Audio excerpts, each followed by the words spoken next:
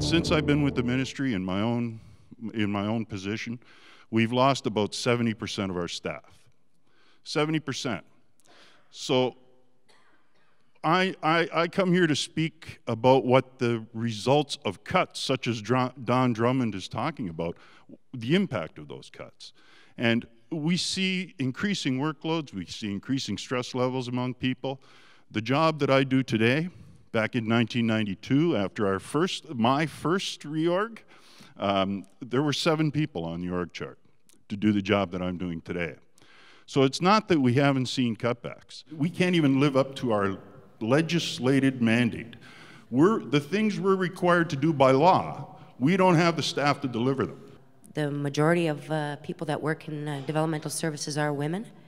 The majority are part-time, and we're not the fat cats. We are the 99%, and most of us don't have pensions. Cutbacks generally affect women probably worse than men, for the simple reason that women don't have such a long working life due to families and stuff like that.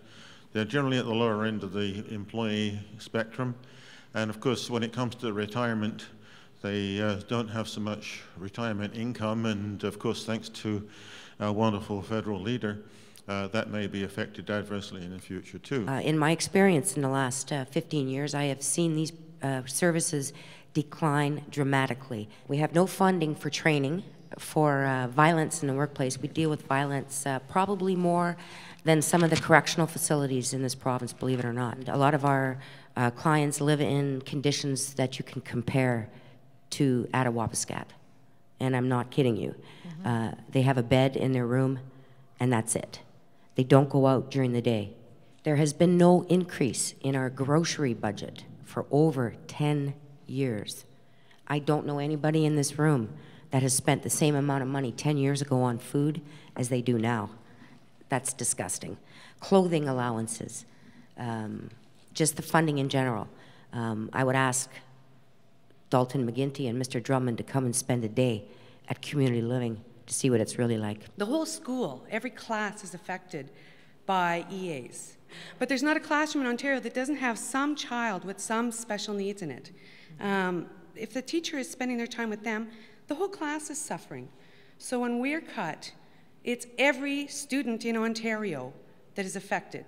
That's our future. They're all under attack by the stripping of public services. It's a vicious, vicious circle. The kids are trapped in cutbacks. So where's the compassion and where's the fairness in that?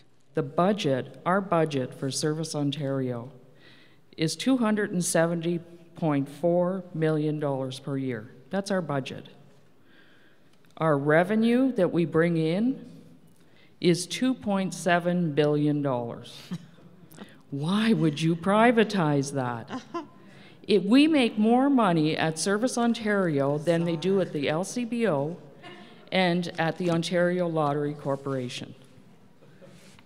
I do not want my OHIP, my doctors, my personal information being handled by a private company. Now, I thank God every day that we have the medical system and the people that we have, and that we should keep it that way. And remember that when we go and vote. There's no room for privatization anywhere in the system. If we lived in the States, if I lived in the States, I would be bankrupt, my family would be bankrupt, and we would lose our home, and I'd probably be dead by now because I'd run out of money. I hear Drummond saying, well, actually I heard Dwight Duncan say, that some ministries are going to have a 30% cut. We had a 46% cut in 1995, and we've had continuous cutbacks since then. If you take 30% out of the Ministry of Natural Resources, there will be no field program left. We need to stop the bleeding of tax dollars in this country, and we need to invest money in the future of this province for our children and grandchildren.